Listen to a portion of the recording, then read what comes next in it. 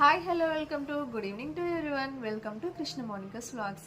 ఈరోజు నేను చెప్పబోయే విషయం ఏమిటంటే, నాకు ఈరోజు ఒక కాల్ వచ్చిందండి. కాల్ ఎక్కడి నుంచి అంటే, మీరా టీ పౌడర్ కంపెనీ నుంచి నాకు ఒక కాల్ వచ్చింది. అంటే ఒక అమ్మాయి కాల్ చేసింది. ఆ కంపెనీలో చేసే వాళ్ళందరూ కూడా గర్ల్సేనట. సో నేను రీసెంట్గా అయితే జాబ్స్ కోసం సెర్చ్ చేస్తూ ఉన్నాను. ఇంతలోనే కాల్ రావడం నా అదృష్టం అనుకున్నాను. సరే పోనీ అని చెప్పేసి కాల్ మాట్లాడాను.